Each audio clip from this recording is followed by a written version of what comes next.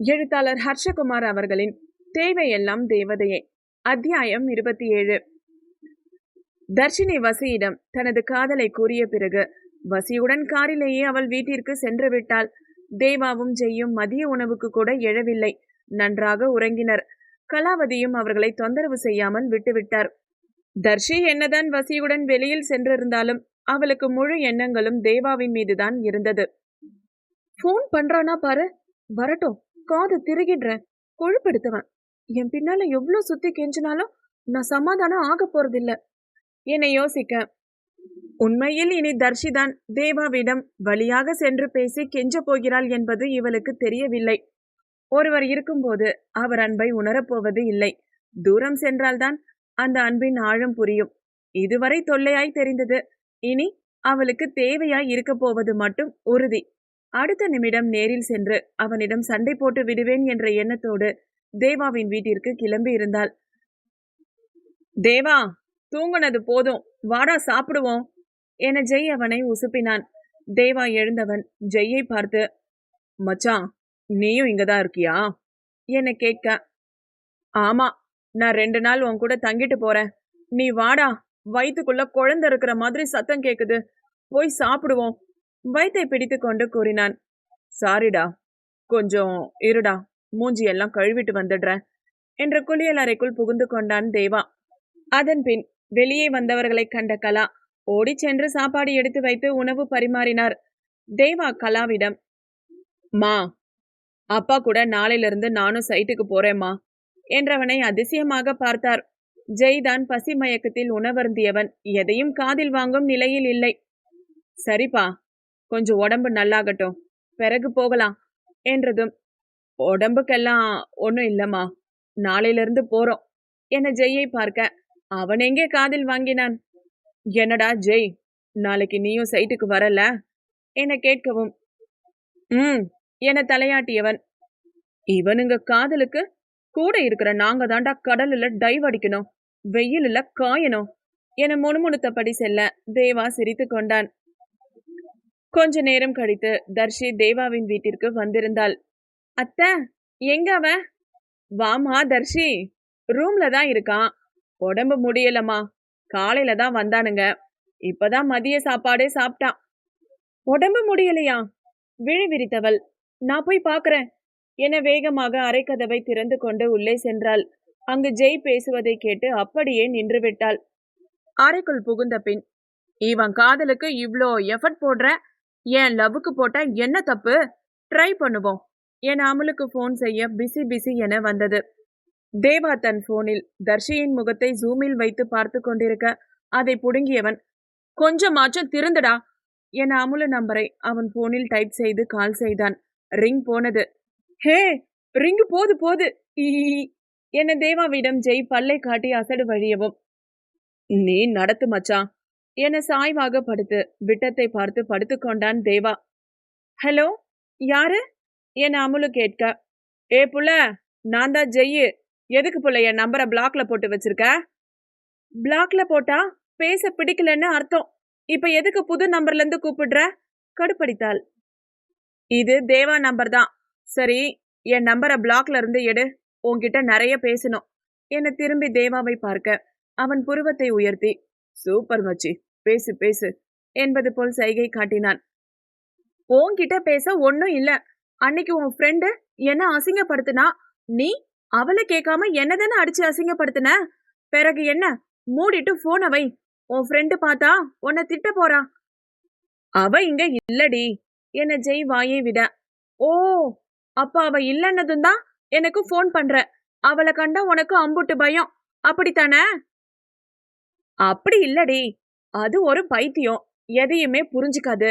ஆனா நீ அப்படியா? அறிவாளி புள்ள. அநியாயத்துக்கு வழிய தேவா வாயை பொத்தி கொண்டு சிரித்தான். சும்மா ஐஸ் வைக்காதடா.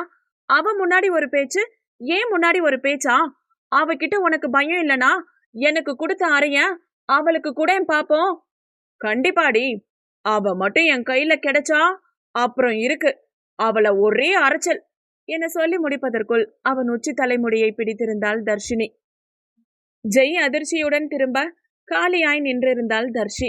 அவளை அங்கு பார்த்ததும் தேவாவிற்கே அதிர்ச்சிதான். வண்டு, நீ எப்படி வந்த? ஜெய் நடுக்கத்துடன் போனை கட் செய்து விட்டு கேட்க, ம் என்னை பத்தி சாரு அந்த புள்ள கிட்ட புகழ்ந்தீங்கல்ல, அப்பவே வந்துட்டேன் என மூக்கு விடைக்க கூறியவள், ஏண்டா நான் உனக்கு பைத்தியமா? அவ அறிவாளியா? என்ன பார்த்தா முட்டா சிரிக்கு மாதிரி இருக்கா? அவன் தலையில் மாவாட்ட, ஆ வலிக்குதுடி, விடுடி என்ன, கத்தி கூச்சலிட்டான் ஜெய். உனக்கு எவ்ளோ தைரியம் இருந்தா என்ன பத்தி அவகிட்ட இப்படி பேசுவ? அவ என்ன பத்தி என்னடா நினைப்பா? ஆத்திரத்தில் வேகமாய் ஆட்டினாள். வலி தாங்க முடியாதவன் அவள் கையை உதறிவிட்டு, பொடி லூசு, பொன்னாடி நீ. பாதி முடியே அவள் கையில் இருந்தது. விட்டா வழுக்க ஆக்கிருவா போல, போய் தொல்லடி. அவளை பிடித்து தள்ளியவன் வேகமாய் வெளியில் ஓடி அரை கதவை வெளியில் இருந்து லாக்கடித்தான். உள்ளிருந்து கதவை தட்டியவள், மவனே, இப்ப மட்டும் நீ கதவை திறக்கல, வெளியில வந்த பிறகு சட்னி தான். திறக்க முடியாது, போடி என தலையை தேய்த்தவன் உச்சந்தலையில் ஐஸ் எடுத்து வைக்க அடுப்படிக்கல் ஓடிவிட்டான். டேய், கதவை திறடா, திறடா. தட்டி தட்டி சோர்ந்தவள் தேவாவின் பக்கம் திரும்பினாள். ஏண்டா, அவன்தான் என்ன பத்தி அப்படி பேசுறானா? நீ என்னடானா சிரிச்சுக்கிட்டு இருக்க? உனக்கு நான் பைத்தியமா? நான் லூசாடா என பெட்டில் அமர்ந்திருந்த தேவாவின் தலைமுடியை பிடிக்க செல்ல தேவா அவளிடம் இருந்து தப்பிக்க, ஏய் லூசு, அவன் சொன்னா அதுக்கு நான் என்னடி பண்ணுவேன்? நான் அதுக்கு சிரிக்கலடி என அவள் கையை பிடித்து அவள் தன் தலையில் கை வைக்காதவாறு வேறு பக்கம் சாயவும் தர்ஷி தடுமாறி அவன் மேலேயே விழுந்தாள். விழுந்ததில் அவள் நெற்றியில் எதேச்சியாக தேவாவின் உதடுகள் பட்டுவிட அதிர்ச்சியில் விழி விரித்தவள் அவன் முகத்தைத்தான் இமைக்காமல் பார்த்து கொண்டிருந்தாள். விழிகள் உரசிக்கொண்டு மௌன மொழி பேசியது. அவன் கண்களில் உள்ள ஈர்ப்பு அவளிடம் ஏதோ சொல்ல வர என்னவென்று கவனித்தாள். தேவாவிற்கே என்ன செய்வது என்று புரியவில்லை. தடுமாறி விழும்போது அவள் இடுப்பில் கை வைத்து தாங்கியிருந்தான். சொல்ல முடியா உணர்ச்சியில் இருவருமே தத்தளித்தனர். சட்டென தேவாவிற்கு நேற்று இவள் தான் வசியை விரும்புவதாக கூறியது மீண்டும் நினைவுக்கு வர அவள் மேலிருந்து கையை எடுத்தவன் அவளின் தோலை பிடித்து எழ வைத்து அவனும் எழுந்து நின்று அவள் முகம் பார்க்காமல் தலை கோதியவன் தன் அறை கதவருகில் சென்று வேகமாக தட்டினான். மா மா, கதவை திறங்க. டேய் ஜெய், கதவை திறடா என கத்தி அழைக்கவும் ஜெய் கதவை திறந்தான். தலையில் ஒரு குழம்பு சட்டியை கவிழ்த்திருந்தவன் இரு கையிலும் கரண்டியை வைத்திருந்தான். எங்கடா அவ என கேட்க தேவா பதில் சொல்லாமல் சென்று சோபாவில் அமர்ந்து டிவி பார்த்து கொண்டிருந்தான். தர்ஷி ஒரு மாதிரி தர்ம சங்கடத்துடன் வெளியே வந்தவள் ஜெய் நின்றிருந்த நிலைமையை பார்த்து சிரித்து விட்டாள். மீண்டும் அவனை அடிக்க துரத்த ஜெய் ஓட வீடே ரகளை கட்டியது. ஆனால் தேவா எதையும் கண்டு கொள்ளவில்லை. சற்று முன்பு நடந்த விஷயங்களை மனதில் ஓடவிட்டு ரீப்ளே செய்து பார்த்து சந்தோஷப்பட்டு கொண்டான். சிறிது நேரத்தில் ஜெய்யை பிடித்து முடிந்தவரை அடித்தவள் மூச்சு வாங்க ஓடி வந்து தேவாவின் அருகில் அமர்ந்து கொண்டாள். தேவா டிவியில் தான் லைத்திருந்தான். அவன் முகம் உற்று பார்த்தவள், என்னடா உடம்புக்கு முடியலையா? ரொம்ப டல்லா இருக்க என கேட்டு அவன் நெற்றியிலும் கழுத்திலும் கை வைத்து பார்க்க சட்டென அவள் கையை பிடித்தவன், அதெல்லாம் ஒன்றும் இல்லடி, நல்லாதான் இருக்கேன் என கையை விலக்கி கொண்டான். சரிடா, நாளைக்கு நாம 3 பேரும் வெளியில போயிட்டு வரலாமா என கேட்க தேவா மறுத்து விட்டான். இல்லடி, நாளைக்கு நானும் ஜெய்யும் எங்க அப்பா கூட சைட்டுக்கு போறோம். இனி தினம் அங்க போயிட்டு ஏதாவது வேலை பார்த்துக்கிட்டு அப்பாவுக்கு உதவியா இருக்க போறேன். நைட் தான் வரலாம்னு இருக்கோம் என்றதும் தர்ஷி சளைக்காமல், நானும் வரேன்டா, நாம சேர்ந்து போய் மாமாக்கு உதவி செய்யலாம். லூசா நீ? சும்மா எதுக்கு எடுத்தாலும் நானும் வரேன்னு எல்லா இடத்துக்கும் உன்னை கூப்பிட்டு போக முடியுமா? ரொம்ப தொல்லை பண்ணிக்கிட்டு தேவா கடுப்படித்து பேசவும் தர்ஷிக்கு முகம் மாறியது. உதடு பிதுக்கி அவன் முகம் பார்க்க தேவா கண்டு கொள்ளவே இல்லை. தர்ஷி, சரிடா போங்க, என்ன மட்டும் தனியா கழட்டி விடுறீங்கல்ல, போங்க. நான் உனக்கு தொல்லையா? இனி தொல்லை பண்ண மாட்டேன். நான் இனி இங்க வந்து உன்னை பார்க்க போறது இல்ல, காலும் பண்ண மாட்டேன். சிறு குழந்தை என கோபத்தில் மூக்கு சிவந்து பேசியவளை அவனால் ரசிக்காமல் இருக்க முடியவில்லை.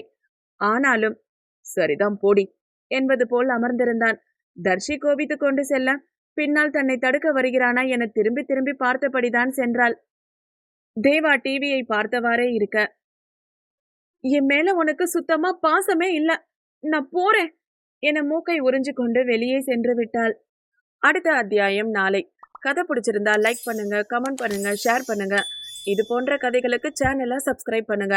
மீண்டும் நாளை சந்திக்கலாம். நன்றி, வணக்கம்.